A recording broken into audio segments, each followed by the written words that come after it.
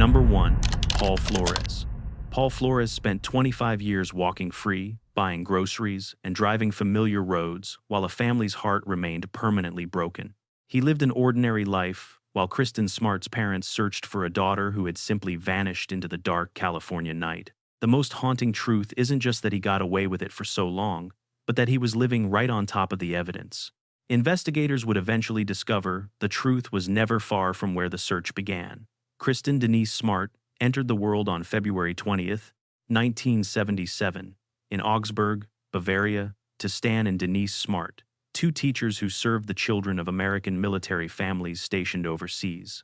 When Kristen was still a child, the Smart family relocated to Stockton, California, where she grew into a young woman her brother Matt described as an artist, an adventurer, and a person who was just full of life. She graduated from Lincoln High School in 1995 and enrolled at California Polytechnic State University in San Luis Obispo, commonly called Cal Poly. That freshman fall, she worked as a lifeguard and camp counselor. She called her parents every single Sunday without a single fail. She was finding her footing, experimenting with her own independence in the same way that many other college freshmen do. At parties, she sometimes used a playful nickname, Roxy. It was, as a friend later said, just an alter ego for having fun. On the evening of Friday, May 24th, 1996, Memorial Day weekend, Kristen decided to attend an off-campus house party. She didn't know anyone there, but that wasn't unusual for a social student who was still building her campus social circle. As the night progressed, she had been drinking. Around 2 in the morning on May 25th, two students found Kristen passed out on a lawn. Cheryl Anderson and Tim Davis helped her to her feet and began walking her back toward her dormitory, Muir Hall. That's when a third student joined the group, a freshman named Paul Flores. He was a young man from Arroyo Grande, California. He claimed he lived closer to Kristen's dorm than the others and offered to take over the walk from there. The other two students said goodnight and went their separate ways. Paul Flores and Kristen Smart continued walking into the darkness. Kristen Smart was never seen alive again. 2 days later, Paul Flores walked into the Arroyo Grande Police Department for an unrelated DUI warrant. Something stood out in his booking photograph. He was sporting a very fresh, black eye. When investigators asked how he got the injury, Flores offered 3 completely different and conflicting explanations. No one pressed him further. Meanwhile, the campus police were not treating the disappearance as an urgent matter. An early incident report filed after Kristen disappeared described her in terms that suggested she had simply left of her own free will, noting that she had been drinking and socializing with multiple people at the party. Her family was absolutely devastated by that suggestion. Her parents hired an attorney and eventually filed a civil lawsuit against Flores. When he was deposed in 1997, he answered exactly one question about his name and then invoked the Fifth Amendment 27 times. Investigators circled Flores for years. Trained cadaver dogs were brought into his dorm room at Cal Poly and reacted with positive alerts. A woman renting a home connected to the Flores family found a single earring matching Kristen's jewelry, but the evidence was lost before cataloging. The investigation stalled, was reopened, and then stalled again. For over 2 decades, Flores remained the prime suspect, but he remained a free man.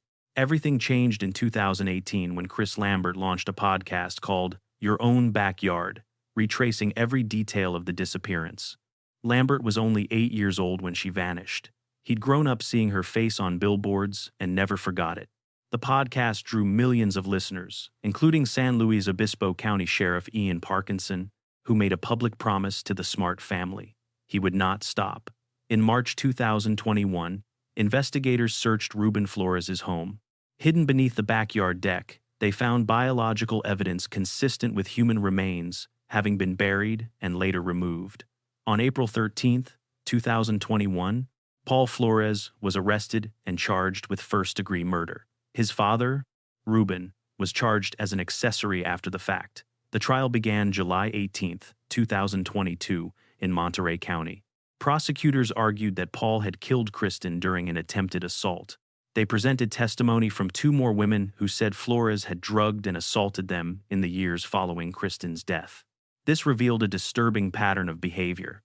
The defense called the prosecution's forensic evidence junk science and insisted the entire case was built on nothing but speculation. At one point, Defense attorney Robert Sanger attempted to suggest another Cal Poly student might have been the real killer, noting that Scott Peterson, later convicted of murdering his wife, had been enrolled nearby. It was a desperate and failed pivot. On October 18, 2022, the jury returned its verdict. Paul Flores was guilty of first-degree murder. Judge Jennifer O'Keefe sentenced him to 25 years to life in state prison, calling him a cancer to society in open court. Ruben Flores walked free on the accessory charge, and the location of Kristen Smart's body remains a secret. This failure led to a law requiring California colleges to investigate missing students within the very first hour to prevent such silence. 25 years of agony finally ended in a Monterey County courtroom, but the justice was far from complete. The system failed Kristen, just as it would fail the subject of our next monstrous case. These crimes were so documented and undeniable that the whole nation demanded answers before the gavel ever fell. Number 2. Pearl Fernandez and Isaro Aguirre. And it starts with a secret. Gabriel Fernandez walked into school every single day with a smile, hiding a horrific reality from his teacher, Jennifer Garcia. She told the court he was the kind of child who helped classmates and radiated warmth regardless. That detail matters because for his final 8 months, he was living a nightmare multiple adults ignored. Not one person helped him. Gabriel Daniel Fernandez was born February 20th, 2005, in Palmdale, California. Life was marked by instability until he was placed with his great-uncle, Michael Lemos Carranza, and David Martinez. By most accounts, those early years in that household were stable and filled with genuine love. Gabriel was safe and cared for until autumn 2012, when his mother, Pearl, suddenly reappeared. She demanded custody. The legal system simply handed the 7-year-old boy over to her.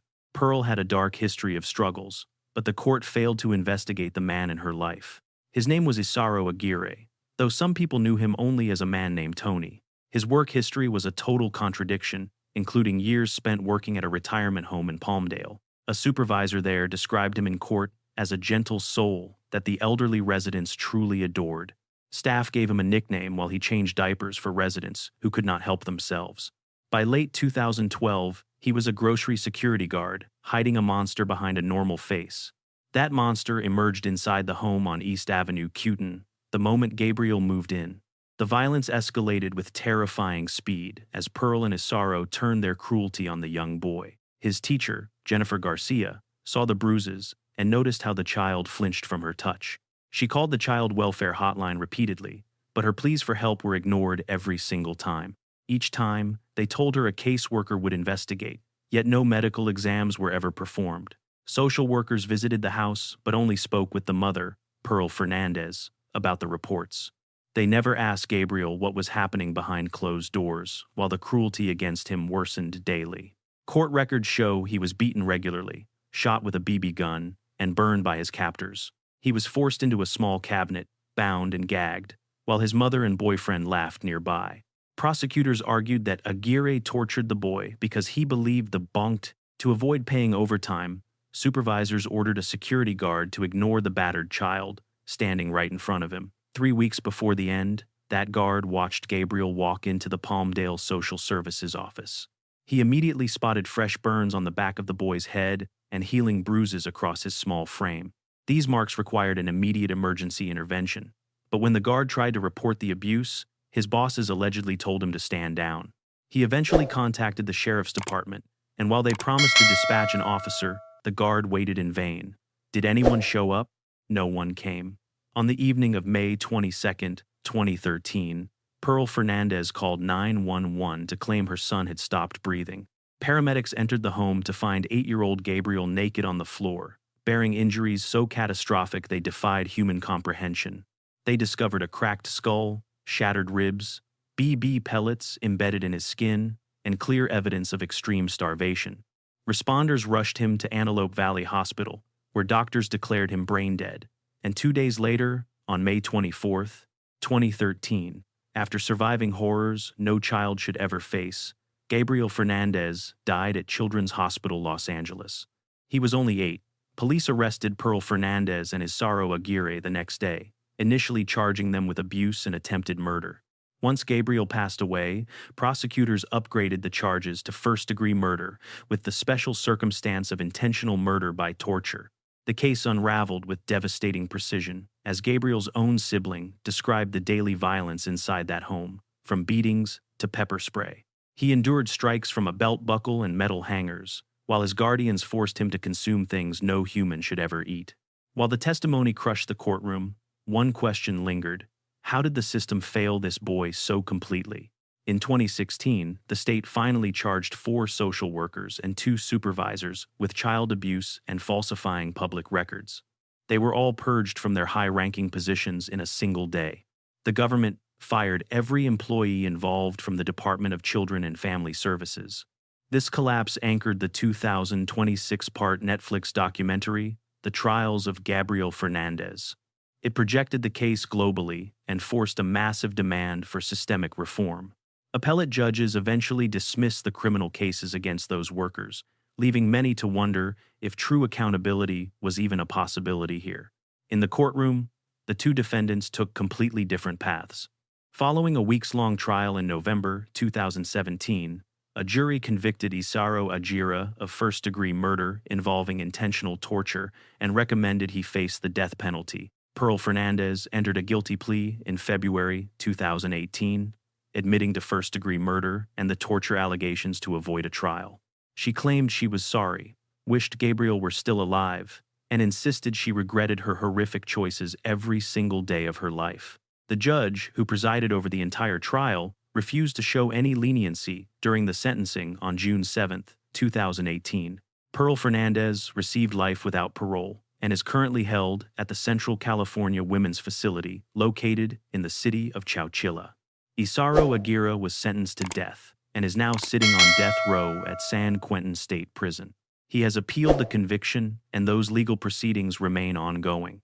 Judge George Lamley rejected a later attempt by Pearl Fernandez to have her life sentence reconsidered by the court.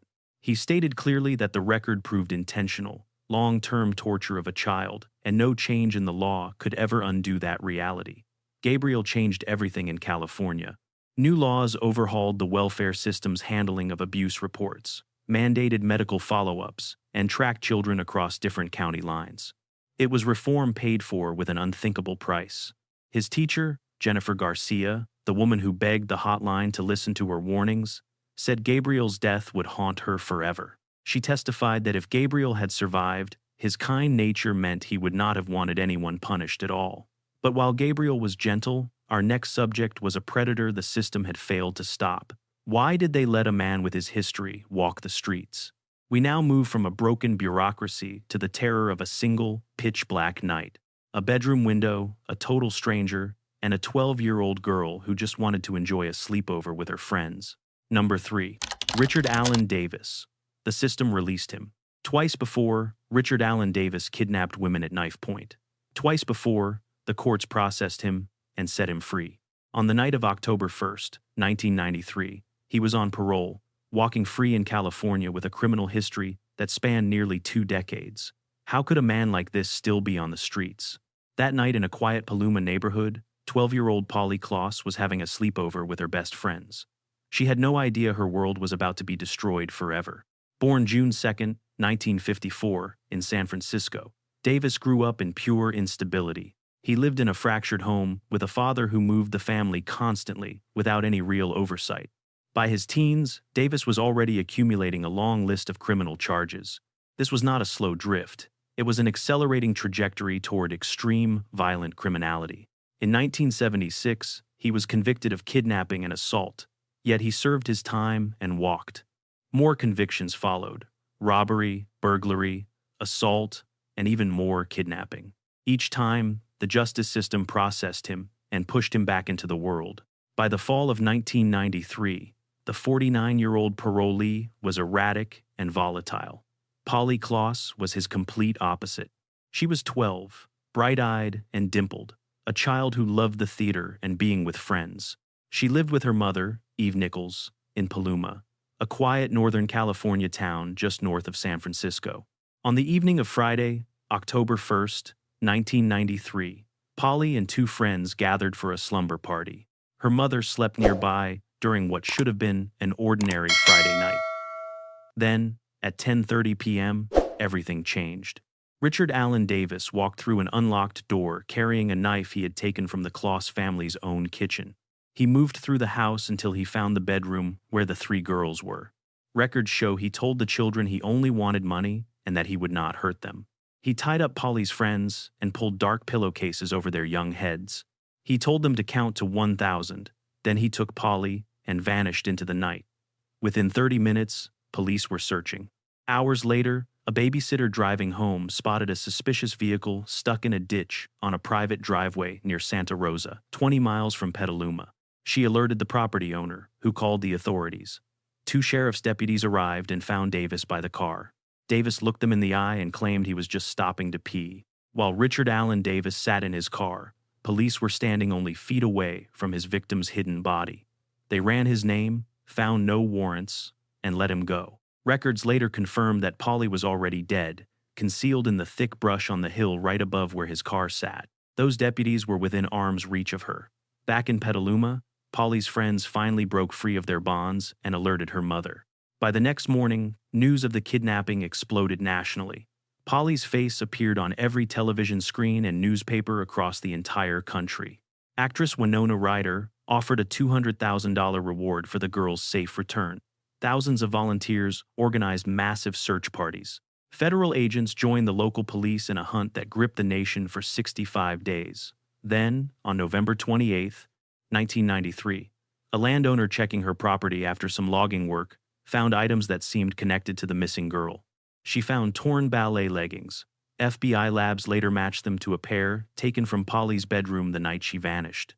Investigators immediately pulled every record of phone calls placed from that area on the night of October 1st. They found the field identification card written by the 2 deputies who stopped a man near a ditch. That man was Richard Allen Davis. A palm print from the Kloss home was re-examined, and it was a perfect match for him. Law enforcement arrested Richard Allen Davis on November 30th, 1993. He confessed in custody. Davis led the police to a shallow grave just off Highway 101, south of Cloverdale, California, roughly 30 miles from the hillside where those deputies had questioned him the very night of the kidnapping. Polly had been strangled. Her body was recovered on December 4th, 65 days after she was taken from her bedroom. The trial started April 17, 1996. They moved the case to Santa Clara County due to the intense local media coverage.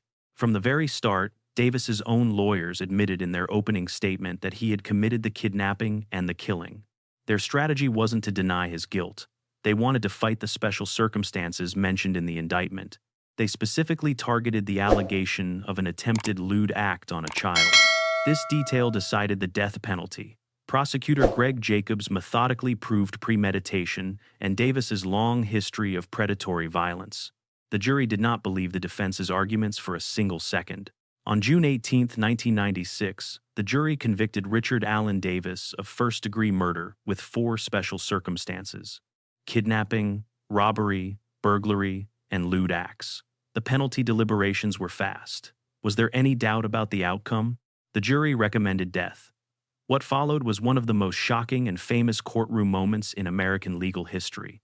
At the formal sentencing, with the Kloss family watching and cameras rolling, Davis turned toward the family and raised both middle fingers.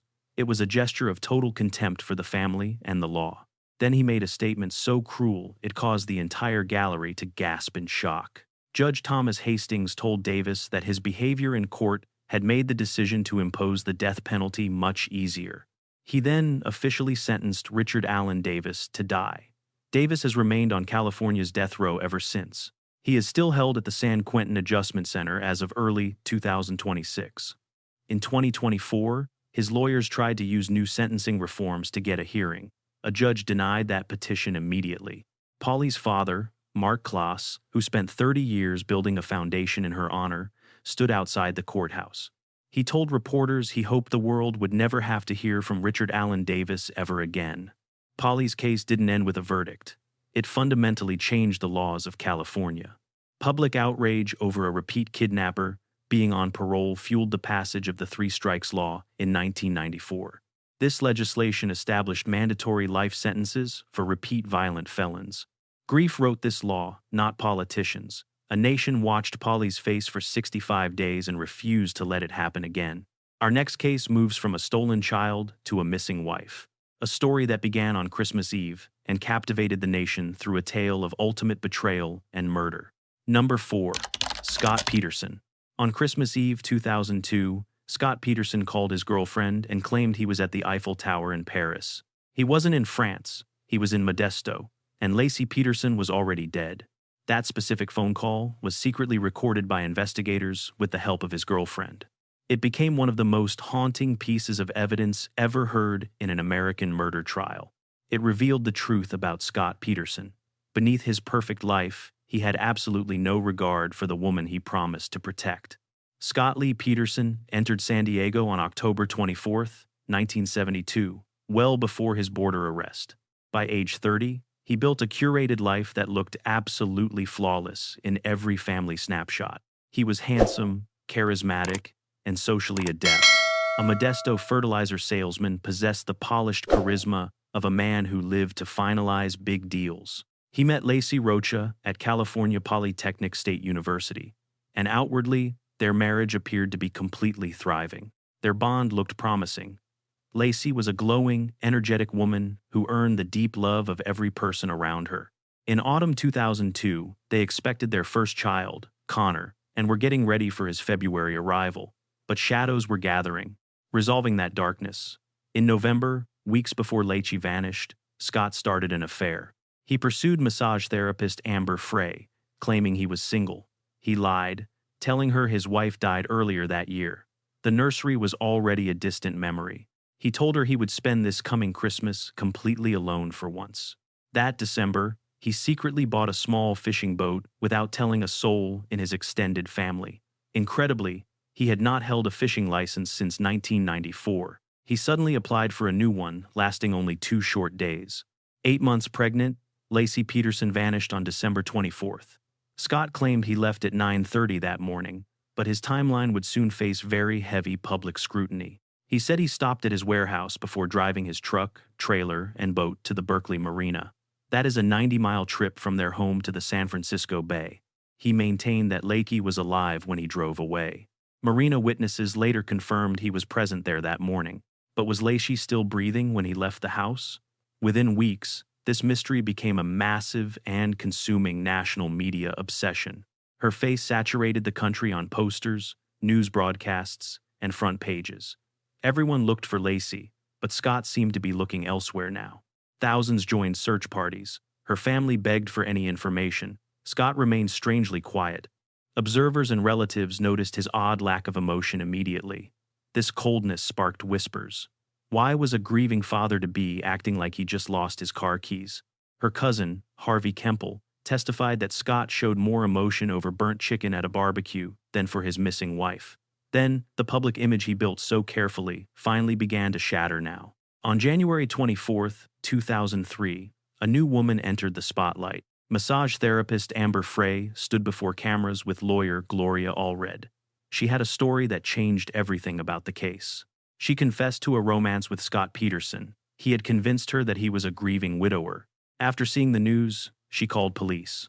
What she did next was even more shocking. She agreed to keep talking to Scott while recording their phone calls for the detectives. These tapes would provide a window into the mind of a cold calculator. In one call, while Modesto held a candlelight vigil for Lacey, Scott was still playing a part. He told Amber he was in Europe celebrating New Year's near the Eiffel Tower. He sounded quite happy. He was actually just blocks from the vigil. On April 13, 2003, the tide finally turned, and a small body was found. Connor Peterson's remains washed ashore at Point Isabel. 1 day later, Lacey's body was discovered nearby. The Pacific finally gave up the dark secrets Scott tried so hard to bury. This was roughly 2 miles north of Scott's fishing spot. Now, the hunt for a killer began. Detectives caught him near San Diego on April 18th. He had blonde hair, a goatee, and $10,000. Was he running for his life, or simply for the border? He carried camping gear, several phones, and his brother's license. He was ready for anything. He pleaded not guilty to double murder. The subsequent trial became a media circus unlike anything seen in the early aughts. Proceedings moved to Redwood City because of the overwhelming media saturation. The world watched. Cameras were banned from the courtroom. This only made the public more desperate for every single grisly detail. Scott hired Mark Geragos, a lawyer famous for representing the elite and famous. Prosecutor Rick DiStasso lacked a murder weapon or witnesses. He had zero forensic evidence of Scott at the scene. The case relied on circumstantial evidence, but the pile of coincidences was getting tall. Over 19 weeks, 174 witnesses testified. The jury heard the Amber Frey tapes. The impact was truly and utterly devastating. They heard him call himself a widower before Laci's body was even discovered. He was already dreaming.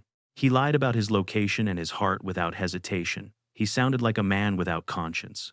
The tapes revealed a calculating man who had already moved on. Was he ever really there at all? The prosecution argued he killed to escape marriage and fatherhood. He chose a permanent solution. But the defense had a very different story. Geragos claimed Laci was actually murdered by a satanic cult. A nameless phantom supposedly surprised Laci during a neighborhood heist, at least. That was the defense's desperate story to save Scott Peterson. Scott Peterson never spoke for himself on the stand, yet his secret boat, the mistress, and the timeline did the talking.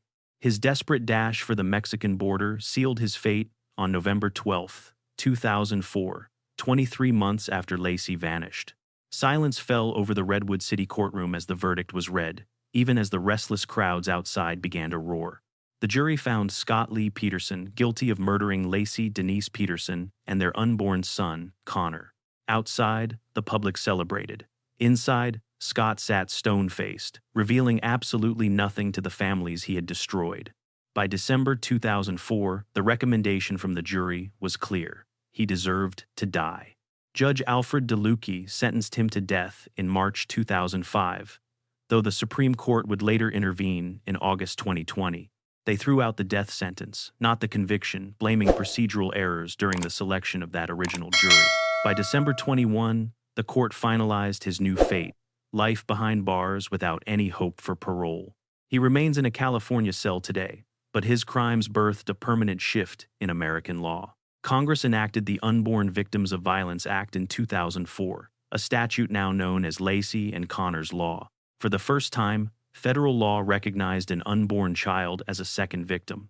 Would Peterson ever face the music? Laci and Connor rest together at Burwood Cemetery, forever bound in a peace their killer never allowed them in life. Their marker omits the Peterson name entirely, honoring Laci's maiden name, Rocha, instead. But Scott wasn't the only California monster. While Peterson fought his appeals, a legendary figure in the music world was preparing to take center stage for murder. This wasn't a cheating husband, but a titan of industry with a loaded weapon and a corpse in his foyer. Number 5. Phil Spector. The man was an undeniable genius. By 21, he was already a millionaire with the world at his feet. From the Bronx to Los Angeles, he single-handedly revolutionized the recording industry with a sound that felt physically massive. He built the wall of sound. It was a sonic fortress of instruments, echoes, and voices stacked to the ceiling. You didn't just listen to a Spector record, you stepped inside of it. It was immersive, heavy, and totally revolutionary. He worked with everyone from the Ronettes and the Righteous Brothers to John Lennon and the Ramones. His sonic fingerprints are etched into the most iconic songs of the 20th century. He entered the Rock Hall in 1989, but behind his mansion gates, the genius was rotting into madness. Within that 35-room fortress, something went dark. Had the money finally shielded him from the truth? Born in the Bronx on December 26, 1939, Phil lost his father to suicide at just 9 years old.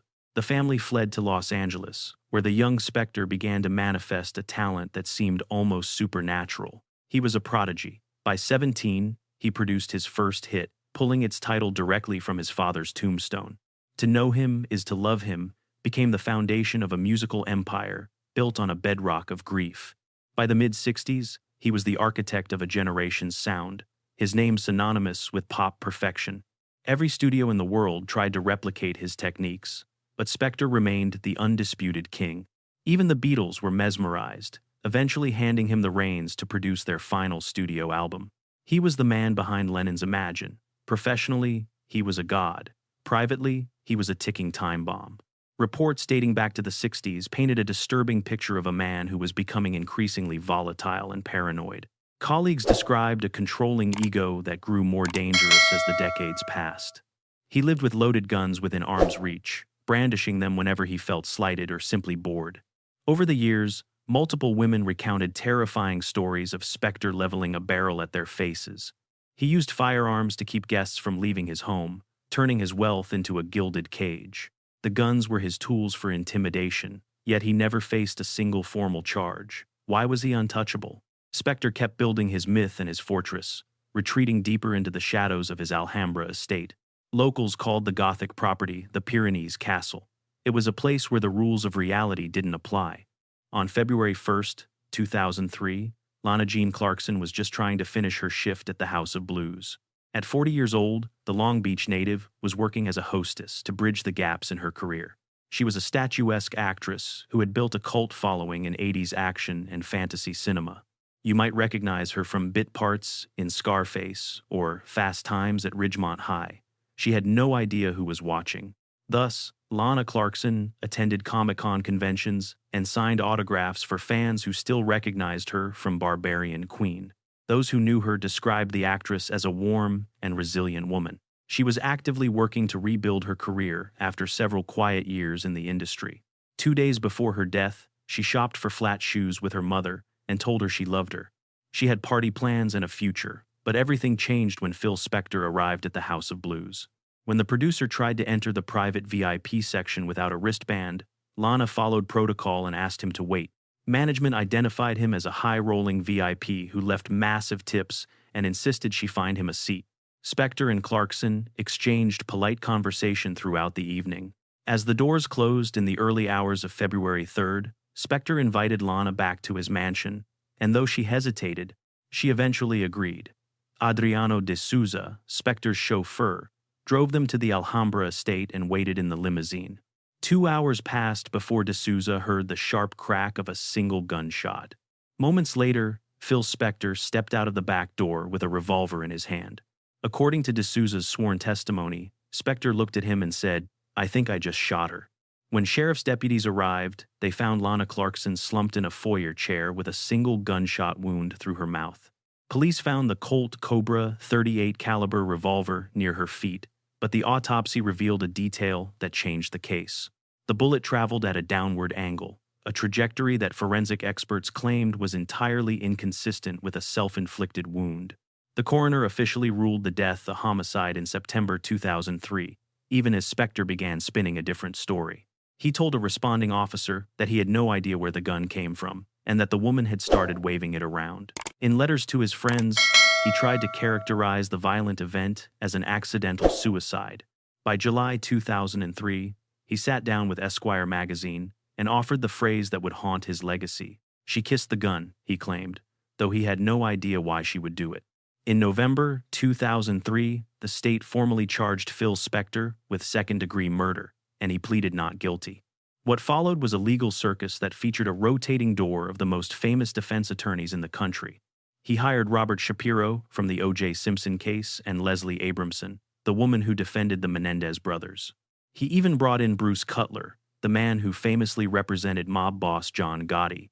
He fired and replaced his counsel repeatedly, all while turning his courtroom appearances into a bizarre fashion show of flamboyant outfits.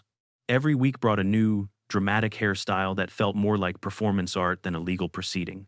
Because cameras were allowed inside, Court TV broadcast the entire spectacle live to a captivated audience. The first trial finally began in April 2007, 4 long years after Lana Clarkson died in that foyer. Prosecutors called 5 different women to the stand, all of whom testified that Spector had previously held them at gunpoint. Phil Spector insisted his victim pulled the trigger herself, but the state argued this pattern of violence was no accident. Lead detective Rich Tomlin took the stand to testify about the forensic evidence that pointed toward homicide. He highlighted the bullet's steep downward path and blood patterns that shattered every claim the defense team tried to make. The defense countered by claiming Clarkson was spiraling from a failing career and was heavily under the influence that fatal night. Their narrative? That she took her own life right there inside the foyer of the Spector mansion. Famous forensic expert Dr. Henry Lee, known for the O.J. Simpson trial, was accused of hiding physical evidence at the scene. The jury never heard his full story. After 12 days of debate, the room went cold. They were completely deadlocked. With 10 votes for conviction and 2 for acquittal, the judge finally declared a mistrial for the legendary producer. The state didn't quit. A second trial launched in October 2008, stripped of cameras but using the same evidence. Between the chauffeur, the 5 prior victims, and the forensics, the case was tighter and the media circus was gone. On April 13, 2009, after a faster deliberation, the jury found Phil Spector guilty of murder. On May 29, 2009, he was sentenced to 19 years to life in state prison. At 69 years old, his appeals were rejected by the California Court of Appeal, the state Supreme Court, and the United States Supreme Court by 2012. He remained locked away inside the California healthcare facility in Stockton as his health declined steadily. Spector eventually caught COVID-19 and died on January 16, 2021, at the age of 81. He died still calling it an accidental suicide, just 3 years before he would have finally been eligible for a parole hearing in 2024. For 30 years, Cary Stayner harbored a thirst for blood while his family lived a nightmare. Lana Clarkson never called her mother. That silence was permanent. People don't remember her as a mere footnote in Phil Spector's dark history, but as a woman who truly loved her craft. She cherished her fans and friends, but a stranger ended her life in a hallway before the next chapter could ever begin. But the next horror was miles away. Our next case abandons the luxury of Los Angeles and heads deep into the wilderness. A haunting killing spree unfolded under Yosemite's shadow, driven by a man with a secret nobody suspected, a darkness lurking beneath a perfectly normal facade. Number 6. Cary Stayner. In 1980, the entire country celebrated what felt like a genuine miracle. 7-year-old Stephen Stayner walked out of captivity with another boy he saved after 7 years missing. He returned home a national hero. This incredible story of survival was quickly adapted into a major television movie. While the nation exhaled in relief, Cary stood in the background of every photo and interview, quiet, smiling, and completely overlooked. 19 years later, Cary Stayner committed 4 Yosemite murders that shocked the world in ways his brother's rescue never could. How did he hide it? Cary Anthony Stayner was born on August 13, 1961, in Merced, California, the eldest of 5 children. To the outside world, he was just a normal kid, maybe a bit quiet in school and somewhat withdrawn, but nothing seemed truly alarming. Then, on December 4, 1972, when Cary was 11 years old, his 7-year-old brother Stephen suddenly vanished. Kenneth Parnell kidnapped him. For 7 years, the Stayner family lived in a state of agonizing limbo. Flyers, searches, and prayers were met with total silence. Cary later claimed that during those years, nobody ever asked how he was doing. All attention centered on Stephen, and when he finally escaped in 1980 with 5-year-old Timothy White, the world's focus shifted back to the younger brother, while Cary remained in the shadows. Stephen adjusted to life as best he could. He married and had kids, but in 1989, at age 24, Stephen Stayner died in a motorcycle crash. The family was completely shattered by the loss. In December 1990, Cary's uncle Jesse Stayner was found shot to death in their shared Merced home. The murder was never solved. Cary Stayner became a suspect in the shooting, but police could never prove anything. However, something deep inside had begun to fracture long before that, according to later psychological evaluations. What was he really thinking? By 1997, Cary had drifted to the Sierra Nevada foothills, taking a job as a handyman at the Cedar Lodge Motel. It was an unassuming property near the Highway 140 entrance to Yosemite, where he lived in an apartment above the motel. He fixed leaks and repaired fences, while coworkers described him as soft-spoken, polite, and even quite friendly. A woman who dated him briefly said her daughters adored him. He seemed like a safe, dependable man. Nobody had any clue about the darkness he had been carrying inside for 3 decades. Cary Stayner later told the Federal Bureau of Investigation that he had fantasized about killing women since he was 11 years old. On the evening of February 15, 1999, 3 tourists arrived. 42-year-old Carol Sund and her 15-year-old daughter, Julie.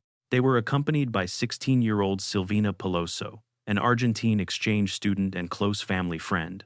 After hiking Yosemite, they planned to relax with some rented movies in their room when a knock came at the door around 10 p.m. It was the motel handyman claiming there was a leak in the bathroom that he needed to check, so they let him inside. What followed was cold and methodical as Stainer pulled a gun, promising not to hurt them if they just cooperated with his instructions. He used duct tape to bind them before strangling Carol's son and then shooting her. He assaulted and shot Silvina Palazzo in that room, then forced Juli Sund into his car and drove to a lookout point near Lake Don Pedro. There, he assaulted her and cut her throat before returning to the motel to load the other bodies into their rental car's trunk. He drove to a remote spot off Highway 108 near Long Barn and set the vehicle on fire. On March 18, 1999, a passerby noticed the charred remains of a Pontiac Grand Prix hidden deep in the brush. Investigators opened the trunk the next day and discovered the burned remains of two people, later confirmed as Carol and Silvina. A week later, on March 25th, police received an anonymous note with a hand-drawn map that stated, "We had fun with this one." That map led authorities to the decomposed body of Juli Sund near the shores of the Don Pedro Reservoir. Stainer had sent the note himself, but for months, the massive investigation stalled. Detectives interviewed everyone at Cedar Lodge, including Carrie, but he didn't raise red flags because he was calm and had no history of violence. He even shared stories about his famous younger brother before they eventually let him go. Then, on July 21, 1999, 26-year-old Joie Ruth Armstrong vanished. The naturalist was at her cabin in Foresta when she was snatched. Hikers found her decapitated body near a stream the next morning. He abandoned his family's future for a folder of illicit images. Witnesses recalled a 1972 Blue Scout nearby. Detectives linked that truck to Cary Stainer. This time, they refused to let him slip through their fingers. They searched his rig, grilled him, then ordered him to stay. He slipped away anyway. On July 24, 1999, agents cornered him at a Sacramento area nudist resort. They finally had their man. What followed was a confession that haunted the FBI.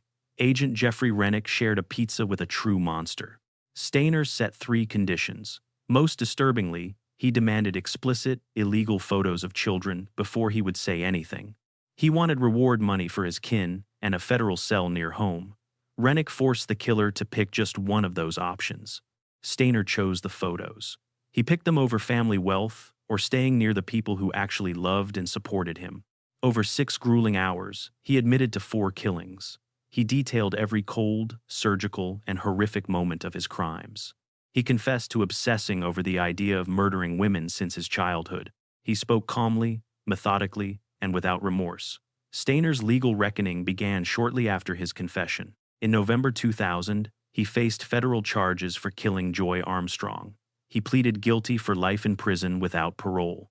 By 2002, state prosecutors tried him for Carol and Juli Sund and their friend, Silvina Palazzo. Lawyers claimed insanity, blaming his brother's kidnapping and his early trauma. They alleged he suffered sexual abuse at the hands of a relative. Prosecutors hit back with his confession, DNA matches, and evidence of his long-standing, dark, and violent sexual fantasies. On August 26, 2002, after months of testimony, jurors found Cary Stainer guilty on 4 counts of first-degree murder. That December, the court sentenced him to die. The judge read the death warrant 3 times, once for every soul taken in that specific state trial. Now 63, Stainer waits on death row within the grim walls of San Quentin State Prison. He shares that space with Scott Peterson and California's most notorious killers. In the years following his capture, cold case units have scrutinized Stainer for 5 other unsolved Central Valley murders from the 80s. This includes a woman missing since 1982 near Yosemite, whose remains were only identified via DNA decades after her disappearance. Though never charged, the agent who heard his confession believes the 4 known victims represent the full extent of his killing spree. Stainer was sloppy, the agent noted. He left trails. If there were others, their bodies would have been found long ago. This family tragedy left no survivors. One brother stolen, the other predatory. One brother's trauma went untreated, while 4 innocent women were silenced by a man the world had simply stopped noticing years ago. Stainer once claimed he felt completely invisible. By the time he was noticed, it was too late. But as Stainer's crimes ended, a new and public terror began. Millions watched live as a former cop turned Los Angeles into a literal war zone against the department he once served. Number 7. Christopher Dorner. On February 6, 2013, the LAPD made a move they almost never attempt. They issued a warning about their own. Not a neighborhood threat, but a lethal danger from within their own ranks. Every officer in a viral manifesto and their families were told to drop everything and go into immediate hiding. All of them were ordered into hiding because somewhere in Southern California, a man highly trained by the Navy and the department had declared war. His name? Christopher Dorner? For 9 days, he transformed a massive American metropolis into an active combat zone. Christopher Jordan Dorner was born in 1979 and raised in the suburbs of Southern California. Growing up in Orange County, he stood out. He faced relentless bullying and racial taunts at his predominantly white Christian school from the 1st through the 7th grade. Yet, he thrived under order and mission. He craved the discipline of a life in service. He joined a youth police program and studied political science, determined to eventually wear the official badge. He eventually became an officer in the United States Navy Reserve. He earned accolades for his expert marksmanship and his rigid adherence to military honor. Back in 2002, while training in Oklahoma, he found nearly $8,000 meant for a local church and returned every single cent. He planned to slaughter the families of his enemies. Integrity, Christopher Dorner claimed, was his military's primary core value. During 2005, Dorner joined the Los Angeles Police Academy. This lifelong ambition should have blossomed. Instead, it triggered a collapse. Christopher began to fail his training drills. He required 13 months to finish double the usual time. He repeatedly fought other recruits throughout the grueling training process. He even accidentally shot himself in the hand. Regardless, he graduated and began his first patrol duty assignments.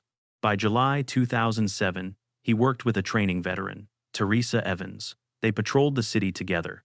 Dorner alleged Evans kicked a man with dementia during an arrest. An internal investigation into the claim quickly followed. Evans denied it. The victim's father initially corroborated Dorner's story, then admitted he never actually saw the alleged physical assault. The Board of Rights ultimately decided Dorner had simply invented the entire story. In 2008, they fired him for perjury. Dorner sued the city. He appealed. He lost everything. The California Court of Appeal rejected his final legal challenge in 2011. His police career was finally dead. He stayed in the Navy briefly, but by 2013, that door was also closing.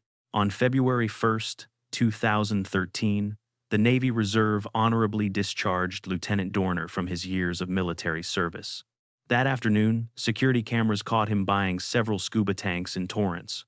Soon, a package arrived at CNN for Anderson Cooper. Inside lay a DVD, a bullet-scarred coin, and a note. On the night of February 3, 2013, 28-year-old Monica Kwan and Keith Lawrence, her fiancé, sat inside their car atop an Irvine parking structure. They lived in the condominium complex right next to it. They were coming from a basketball game. Monica was a coach for the Cal State Fullerton women's team. Keith was a security officer at USC. They were currently planning their upcoming wedding ceremony. A shadow approached the car and pulled the trigger. Both died instantly. At first, detectives found no clear motive. No robbery occurred. The scene was oddly clean. Then, a 13-page manifesto appeared on Christopher Dorner's official Facebook profile. 11,000 words long, the post explained his rage. Dorner claimed the LAPD was fueled by racism and corruption. He named 40 people, including officers and their families, and everyone he blamed for his firing. He was going hunting. He declared asymmetric warfare against them. He promised blood for his suffering. He felt framed for reporting police brutality. He claimed the internal discipline system existed only to crush any honest whistleblower. He wrote, "You will now live the life of the prey." Then he explained Monica Kwan's specific execution. Her father, Randall Kwan, was a retired captain and lawyer who had represented Dorner during his internal LAPD hearings. Dorner wrote, "I never had a family. I'm terminating yours." The LAPD immediately provided protective details for everyone named. Absolute terror gripped every law enforcement agency in Southern California. Dorner was highly trained, lethally armed, and he had only just begun his violent, scorched earth campaign. Early on February 7th, officers in Corona spotted his truck. They fired several shots, but no one was actually hit. 20 minutes later, he ambushed two Riverside officers at a stoplight. He fired his weapon directly into their patrol car. Officer Michael Crane, 34, was killed. His partner survived, barely. A witness saw a man in camo and goggles grinning. He pointed a rifle and fired from the truck. Within hours, the fear reached a breaking point. The police were terrified. Would they be the next ones targeted? Torrance officers guarding a captain's home saw a truck and opened fire from behind. They didn't even identify themselves. Inside were two women delivering newspapers. One was shot twice. The other was injured by the flying glass and shrapnel. That same morning, Torrance police rammed another truck and shot the driver. Again, they missed their actual target. The driver was innocent. Chief Charlie Beck called these shootings a tragic case of mistaken identity and panic. The city paid a $4.2 million settlement to the two innocent newspaper women. Later, Dorner's truck was found burning on a fire trail near Big Bear Lake. Hundreds of officers immediately swarmed the snowy mountains. Schools locked down. Helicopters with thermal sensors scanned the dark forest. For days, they found nothing. A $1 million reward was posted. Tips arrived, but the anxiety only increased. Online, some people actually supported Dorner. They called him a hero and a victim of a corrupt police system. The flames were already consuming the cabin when a single gunshot echoed through the forest. Before that final moment, the LAPD reopened Dorner's file under immense pressure, but the massive manhunt never once slowed down. On the afternoon of February 12th, 9 days into a tense siege that had the world watching, the break everyone expected finally happened. A couple in Big Bear reported a man matching Dorner's description had invaded their home, tied them up, and sped off in their stolen vehicle. Within minutes, law enforcement swarmed the area. A high-stakes pursuit began, ending at a secluded cabin hidden deep within the forest near Angeles Oaks. Dorner was inside. What followed was a live television nightmare, as hundreds of heavily armed officers surrounded the wooden structure. Gunfire suddenly shattered the air. San Bernardino County Sheriff's Detective Jeremiah McKay, age 35, was struck and killed in the line of duty. Another deputy fell wounded. Authorities flooded the cabin with tear gas before the building caught fire during the chaotic standoff. Whether those tear gas canisters or Dorner himself started the fire remains a point of bitter, unresolved debate today. The wood structure became an inferno in seconds. A single gunshot rang out from within as the flames consumed everything in their path. By the time the intense heat faded and it was safe to enter, the cabin was nothing more than a charred, skeletal ruin. On February 14, 2013, dental records confirmed the remains were Christopher Dorner's. He had died from a self-inflicted gunshot to the head. In total, Dorner killed 4 people: Monica Kwan, Keith Lawrence, Michael Crane, Alm, and Jeremiah McKay, while leaving several others with permanent physical scars. His 9-day rampage didn't just paralyze Southern California. It triggered a massive national debate about systemic racism and the lack of accountability within the LAPD. The violence also exposed serious, lingering questions about the extreme level of force used by officers during the height of the manhunt. A report released months later confirmed widespread department fears that the internal disciplinary process was inconsistent and discriminated based on race. Including gender and rank, Dorner's manifesto had, for all its horror, forced a long overdue and painful institutional reckoning. But it left 4 families destroyed, a region traumatized, and a legacy that remains deeply divided and contested to this day. Some see a murderer who targeted the innocent, others, a whistleblower driven to the edge by a system that refused to listen. What is certain, Dorner believed he was wronged and decided that a live television execution was the only response he had left. He was wrong, and 4 innocent people paid the ultimate price for that dark belief with their very lives. The hunt for Christopher Dorner ended in ash and death on a cold California mountainside. But our next case required no manhunt at all, because the key witness was already there, waiting for the investigators to arrive. They found a 7-year-old girl who could identify her kidnapper and point directly to his front door. Number 8, David Westerfield. The search launched at dawn. Thousands of volunteers fanned across San Diego County's canyons and highways in a desperate attempt to find her. They pushed into the harsh desert, hunting for a 7-year-old girl who had vanished from her bedroom while her parents were fast asleep. Armed with flyers of her smiling face, they called her name for 25 agonizing days as the entire community held its breath. When searchers finally located Danielle Van Dam's body in the brush off Dehesa Road, the killer wasn't some mysterious stranger from afar. He lived on their street. He had even been inside the family home just days before she vanished. Her parents had actually met him at a local bar and considered him a harmless, familiar face in their quiet world. David Westerfield was in handcuffs 5 days before Danielle's remains were even discovered. By the end of the trial, forensic evidence had trapped him. Born in 1952, David Allen Westerfield grew up in Southern California. By his late 40s, he had built a life that appeared to everyone else as perfectly stable and entirely unremarkable.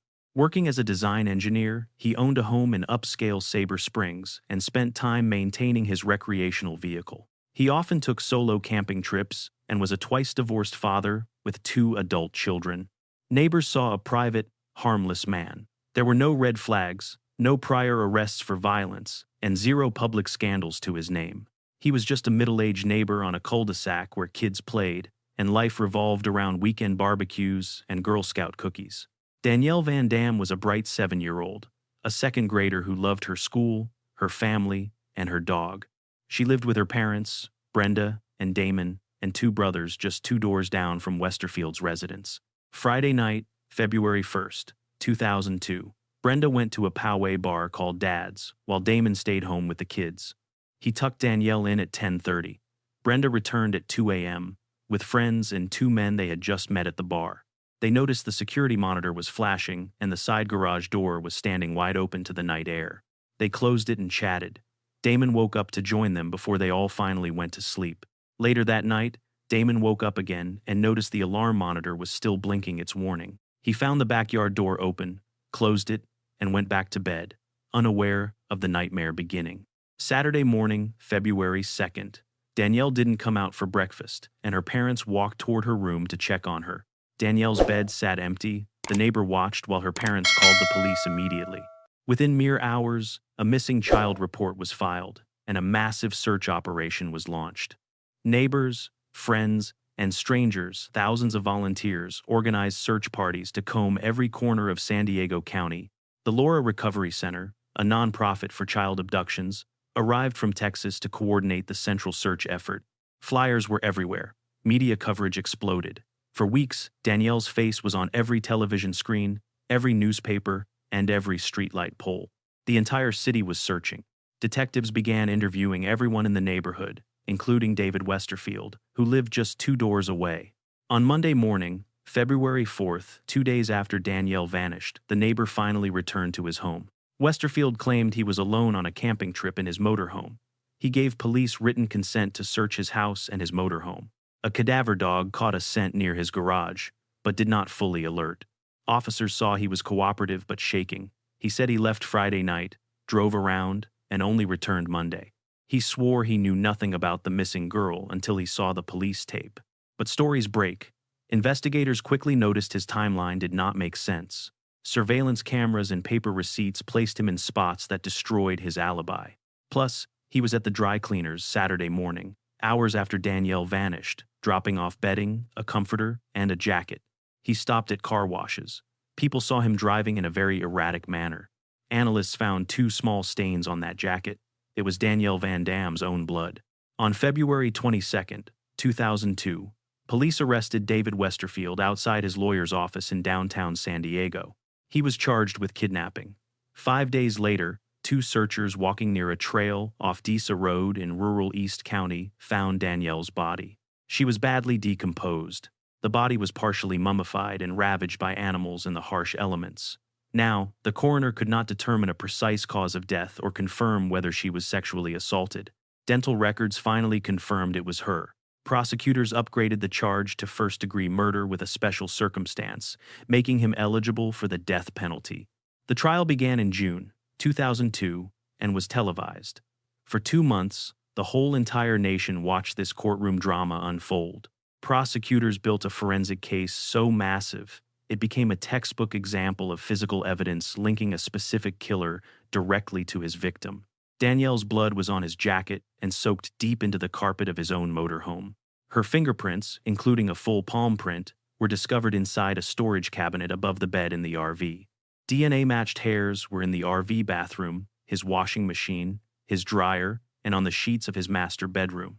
He could not clean it all away. Fibers matching those on Danielle's body were in his motorhome, his SUV, his laundry, and his own master bedding. Threads from Danielle's bedroom carpet were found scattered throughout the entire interior of his RV. Most damning, hairs from the Van Dam family dog were found on the comforter he took to those dry cleaners. That same dog hair was in his motorhome carpet and his laundry. Prosecutors argued he entered through an unlocked garage door, took Danielle from her bed in the night, and brought her to his RV to kill her. He then drove her body to that remote spot where she was later found. The killer thought he had it all planned out perfectly. The timeline and the physical evidence matched. Bug experts analyzed insect activity on her remains and proved she was placed at the Disa Road site sometime during the mid-February. This timeline perfectly matched Westerfield's movements during those specific dates. The science was pointing at one single man. The defense claimed contamination and questioned if the DNA was reliable. They called witnesses who said Westerfield was peaceful and claimed the police investigation was a total failure. They suggested the evidence was planted or moved by accident through a secondary forensic transfer. The jury wasn't buying it. On August 21st, after 9 days of deliberation, they reached their final verdict.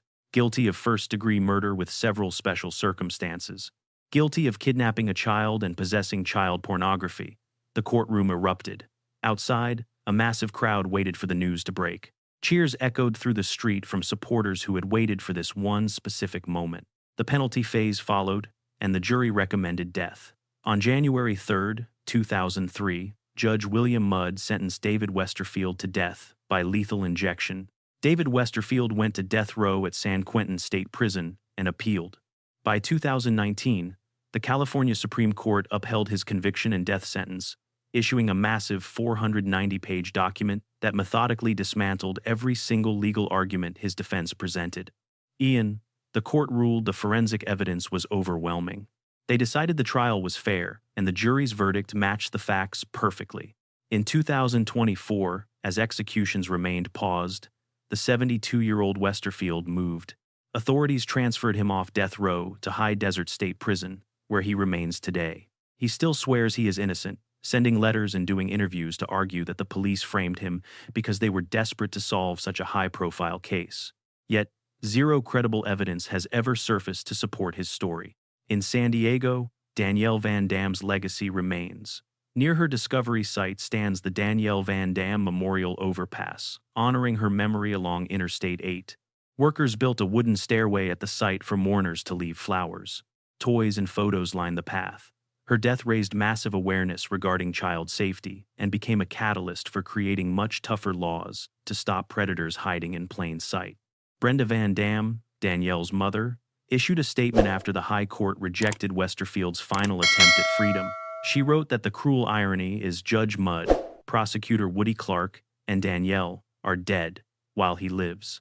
Is this justice for her daughter? She demanded justice for Danielle, but while forensic science caught Westerfield, our next killer was caught because he simply couldn't keep quiet. This mystery required zero forensics, because the murderer gave police a full statement, a reason, and a name before anyone even knew a crime had been committed. Who was he? Number 9. Jesse Hollywood. He carried a name ripped right out of a classic cowboy movie, Jesse Hollywood. For 5 years, he lived like a fugitive, hiding in plain sight on Brazilian beaches, while the Federal Bureau of Investigation hunted him across the globe. But Jesse wasn't a bank robber or train bandit. He was just a 20-year-old weed dealer from the San Fernando Valley who made one terrible, impulsive choice on a hot Sunday in August 2000. He kidnapped a 15-year-old boy over a $1,200 debt. 3 days later, after a lawyer told him he faced life in prison, he made a second choice that changed everything forever. That decision made him one of the youngest names on the Federal Bureau of Investigation's most wanted list and inspired a movie before he even saw a judge. Jesse was born January 28, 1980. He grew up in West Hills, a wealthy neighborhood in the western San Fernando Valley of California. As a boy, he played league baseball and attended private school at Pinecrest. He was bright, athletic, and came from a family with plenty of money. He and his wealthy best friend had a plan. They called themselves the Pros, spray painting that moniker on their baggy jeans to match the local trends of the era. Was this just a game, or something darker? No childhood signs suggested violence or tragedy. By his late teens, Hollywood was dealing marijuana and had built a crew of former high school friends to help him move his product across the valley. One of them was Benjamin Markowitz, a young man who was once very close. They once lifted weights at a Malibu gym and shared the baseball diamond as boys. Yet by 2000, Ben owed Jesse $1,200 for a supply of marijuana. It wasn't a huge amount, but Hollywood was incredibly stubborn about getting his cash. Ben was avoiding him and had allegedly poisoned Jesse's dog and smashed a window at his home. How far would Jesse go for revenge? The tension broke on Sunday, August 6, 2000, when Hollywood decided to hunt Ben down himself. He took Jesse Ruggie and William Skidmore and drove through the neighborhood looking for his former friend. They missed Ben, but as they turned a corner, they saw someone. It was Ben's 15-year-old half-brother, Nicholas Markowitz, walking alone along the road. In an irrational, split-second impulse, Hollywood made a choice that would haunt him for the rest of his life. They would snatch the kid and hold him until Ben paid up. Nick was grabbed right off the street in the middle of the day. The crew chased, beat, and forced him into a white van. People saw it happen. A driver named Pauline Mahoney saw the attack while with her kids, but didn't stop the car. Why did she drive away? She assumed it was just a group of friends fighting each other. Nick was terrified, but over the next 3 days, things got strange. The crew drove him 90 miles away to a house in Santa Barbara. Instead of locking him in a basement, they brought him to house parties, offering Valium, weed, and alcohol. Was this a kidnapping or a vacation? They even brought him girls. Witnesses who saw Nick during those final days later testified he seemed fine, almost relaxed, as if he had no desire to leave. Some said he actually appeared to be having fun. Hollywood had already slipped out of town, leaving his trusted lieutenant, Jesse Ruggie, with the job of guarding Nick. For 2 days, Nick stayed at several locations, including Santa Barbara's Lemon Tree Inn, where the partying and drugs continued. But while Nick was being fed substances and passed from house to house, Jesse James Hollywood was starting to spiral. He sought legal advice, reportedly using his father, Jack Hollywood, to reach out to an attorney and ask what the legal fallout would be for someone charged with kidnapping in California. The answer was clear: life in prison. Hollywood now fully understood the absolute magnitude of what he had done. Rather than surrender or release the boy and face the music, he decided the problem had to be eliminated permanently. On August 8, 2000, 2 days after Nick vanished, the Marowitz family finally filed a missing person report. That same day, Hollywood's crew was told to prepare Nick for release. They told him he'd be going home tomorrow morning. Instead, on the evening of August 9th, Ryan Hoyt arrived at the Lemon Tree Inn. He was another low-level dealer who owed Hollywood money. Hollywood allegedly made him a deal: execute Nick Marowitz, and that entire drug debt would be wiped clean. Some say Hollywood offered $2,000. Others claim it was just debt forgiveness. Either way, Hoyt took the deal. Hoyt drove Nick and 3 others to the Los Padres National Forest, stopping at a remote campsite called Lizard's Mouth. As the group began to hike up the trail, they told Nick they were just going to get high. Then, someone suddenly smashed a shovel into Nick's head, dropping him into a pre-dug grave. Ryan Hoyt pulled out a TEC-9 semi-automatic handgun provided by Hollywood and fired 9 shots into Nick's chest and abdomen. Nick Marowitz died instantly at 15. The group tossed dirt and leaves over the body and simply walked away. Jesse Ruggie reportedly got physically ill. Ryan Hoyt just stood there, staring. On August 13th, hikers found the body by the smell. On August 16th, 2000, police finally arrested 4 suspects in connection with the brutal murder. Jesse James Hollywood was not among them. He had already vanished into the night. For 5 years, Hollywood lived as a fugitive, eventually reaching Saquarema, a small coastal town in Brazil. He used a fake ID, blended into the local beach community, and tried to disappear forever. But in March 2005, a tip from the show America's Most Wanted led Brazilian authorities to his door. He was arrested and extradited. At the time, He was one of the youngest people ever on the FBI's most wanted list. Hollywood's trial finally began in May 2009, nearly 9 years after Nick's murder. The case had massive media attention, partly because director Nick Cassavetes had released the film Alpha Dog in 2006. The movie featured stars like Bruce Willis, Justin Timberlake, and Emile Hirsch, dramatizing the events before the killing. The lead character, Johnny True Love, was based on Hollywood. Defense attorneys argued their client couldn't get a fair trial because of the movie and all the pre-trial publicity. The judge remained unmoved. Prosecutors presented testimony from over a dozen witnesses, including several members of Hollywood's own inner circle. Casey Sheehan testified that Hollywood told him over dinner at an Outback Steakhouse that the Nick situation was taken care of. Graham Presley, who was 17 at the time and helped dig the grave, testified that Ruge told him Hollywood offered $2,000 for the hit. Hollywood took the stand and denied everything. He blamed Ryan Hoyt, claiming Hoyt acted on his own because he feared Ben Marowitz would discover the kidnapping. He said he was stunned when he heard the news. The jury simply did not believe him. On July 8, 2009, Hollywood was convicted of first-degree murder and kidnapping. Because it was a murder committed during a kidnapping, he was officially eligible for the death penalty. During the penalty phase, Hollywood's mother and Nick's mother, Susan Marowitz, both took the stand to testify. Susan told the court she would be comfortable with whatever the jury decided. On July 15, 2009, they recommended life without parole instead of death. Judge William Gordon formalized it that October. Jesse James Hollywood is currently serving that sentence at the Richard J. Donovan Correctional Facility near San Diego. He is 45 years old now. His conviction was upheld on appeal in 2012. A $1,200 debt was the ultimate price for a young boy's life.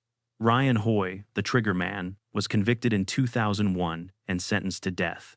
In January 2024, his death sentence was reduced to life without parole. Jesse Ruga was acquitted of murder but convicted for the kidnapping. He received a life sentence with parole and walked free in 2013 after serving 11 years. Graham Presley, the man who physically dug the grave, served time for second-degree murder and was released in 2007. William Skidmore pleaded guilty to kidnapping and robbery, exiting on parole in 2008. Meanwhile, Nick Marowitz's parents, Jeff and Susan, have dedicated every year since their son's death to advocating for crime awareness and warning others about the ripple effects of impulsive violence. After Hollywood's conviction, Susan Marowitz found some peace in the justice served, yet she knows no verdict can bring her son home. The Jesse James Hollywood saga is a cautionary tale of ego and desperation. It highlights the catastrophic mistake of a young man who thought murder could solve a simple problem. He traded a $1,200 debt for a life sentence, ensuring Nick Marowitz is remembered long after his own name fades into infamy. While that tragedy spanned 3 days in Santa Barbara, our final case happened in minutes. We moved to a Los Angeles stage, where an aspiring actor was preparing for the performance of his life. He was desperate for cash to fund his wedding. He committed a murder so calculated and cold that seasoned detectives couldn't believe someone would kill 2 people for a few $1,000s. Number 10. Daniel Wozniak. On May 21, 2010, Daniel Wozniak took the stage at the Hunger Artists Theater, starring in the musical 9. He sang and smiled, delivering his lines with perfect precision while the audience erupted in applause. No one in that theater realized that just hours earlier, in an attic 10 miles away, a nightmare had begun. Wozniak had shot his friend twice in the head before starting to dismember the body with a handsaw. But the performance wasn't over. The next night, he would hunt again. Daniel Patrick Wozniak was born in March 1984 and became a fixture in the Orange County theater scene. Friends saw him as a charismatic, talented actor who was deeply committed to his craft. However, by 2010, Wozniak wasn't making a living at all. He had no job, no money, and was facing eviction from his home in Costa Mesa while his accounts sat overdrawn. None of that stopped him from planning a massive wedding. He was engaged to actress Rachel Mae Buffett, with the ceremony set for May 28, 2010. He had the venue and the invitations ready, but zero ways to pay for the event or the promised honeymoon. Samuel Eleazar Hare, known to everyone as Sam, lived in the same apartment complex as the couple. He was 26, an Army veteran who served in Afghanistan, and was using the GI Bill for college. His classmates described Sam as a kind, responsible, and lovable teddy bear. Sam told Wozniak he had been disciplined with his money while deployed, saving approximately $62,000 in combat pay. It was a nest egg meant for his entire future. Wozniak didn't see a friend. He saw a solution. On May 21, 2010, Wozniak lured Sam to a military base attic, claiming he needed help moving equipment. Once alone, Wozniak pulled his father's .30-80 caliber pistol and forced Sam to kneel before shooting him in the head. The first bullet failed to kill him, so Wozniak fired a second shot into the side of Sam's head. Sam Hare died in that attic. Wozniak stole his wallet and phone, leaving the body behind. That night, he performed in the musical as if nothing happened, then returned to the attic the next morning. He decapitated Sam and cut off his hands, burying them in a shallow grave at the El Dorado Nature Center. Sam's torso remained hidden in that dark attic. But Wozniak wasn't finished. He needed to ensure the police would be looking for a dead man instead of him. He devised a chilling plan to frame a victim for murder. Using Sam's phone, Wozniak texted Julie Kibuishi, a 23-year-old dancer and student who had been tutoring Sam. The messages, mimicking Sam's voice, claimed he was extremely upset and desperately needed someone to talk to. Julie arrived at Sam's apartment around midnight, where Wozniak was waiting to show her something on the bed. He acted on stage while a severed torso sat in the attic above him. Daniel Wozniak then shot Julie Kibuishi, killing her instantly. Wozniak staged the crime scene meticulously, even ripping down the young woman's pants. He positioned her body to suggest a sexual assault, framing Sam Hare as the perpetrator. He wanted investigators to believe a simple lie. The script was clear. Sam Hare had raped and murdered Julie Kibuishi, then vanished. On May 22, 2010, Sam's father, Steve Hare, called 911 after finding Julie's body in his son's apartment. Police launched a massive manhunt for Sam, believing he was armed and fleeing across Orange County. But they were looking for a ghost. Detectives had no idea that Sam Hare was already dead. During those days, Daniel Wozniak kept performing on stage and talking to police, playing the role of a concerned friend. On May 26th, 17-year-old Wesley Freilich walked into a bank and tried to withdraw cash using Sam Hare's ATM card. When police questioned him, Wesley admitted his theater mentor, Daniel Wozniak, was the one who sent him. Wozniak told him he worked for a bail bondsman and needed Wesley to pull money from a fugitive's account. Wesley believed him because Wozniak showed him what looked like official paperwork. But how did he get Sam's card? Detectives had a new question. How did Daniel Wozniak get that ATM card? On the night of May 28, 2010, the eve of his wedding, U.S. Marshals arrested Wozniak at his own bachelor party. In the interrogation room, Wozniak delivered a performance worthy of the stage, crying and lying through every answer. He told police Sam confessed to killing Julie in a rage, and he only helped Sam escape out of fear and loyalty. When detectives asked for a DNA sample, Wozniak's story began to shift instantly. He admitted seeing the body, then being there for the shooting, and after hours of questioning, he finally confessed. It was all about the money.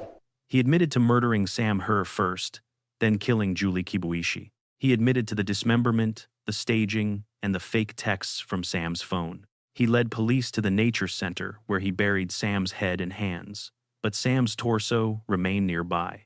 Investigators found Sam's torso exactly where Wozniak said, in the theater attic.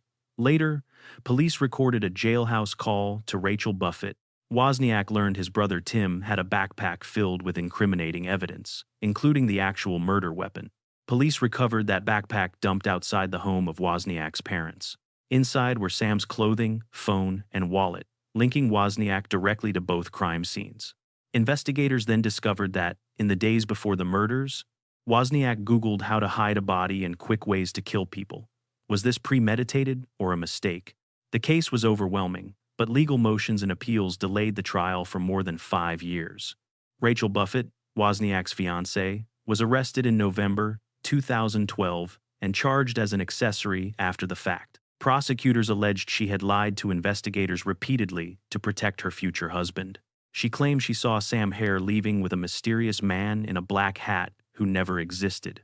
In September 2018, after years of claiming she was duped by Dan, Buffett was convicted on 2 counts and served 32 months, earning her release in 2019.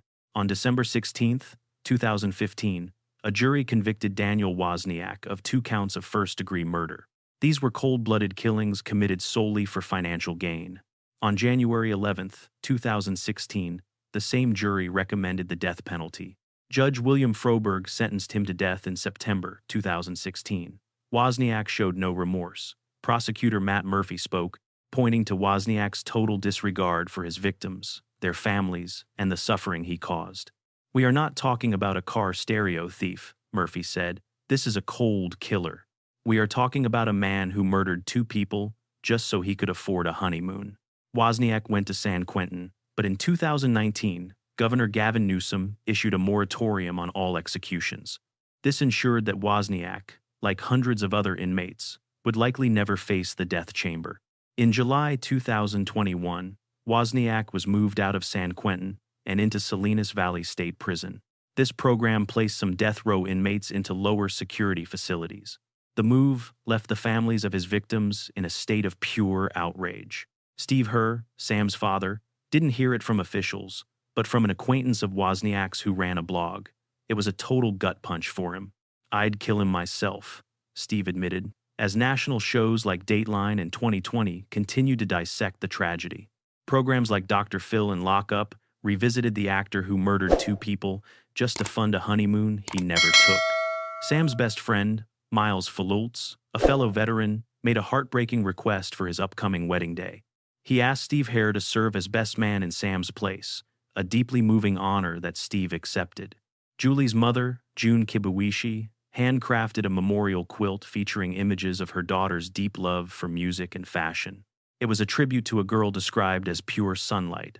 Today, her killer, Daniel Wozniak, is 40 years old. He remains behind bars, awaiting his death row appeals, while a chilling video remains buried in an Orange County archive. The footage shows him performing in the musical 9 on May 21, 2010, singing for the audience. He was taking bows just hours after committing a double murder, proving that sometimes the deadliest performance is the one that no one ever sees.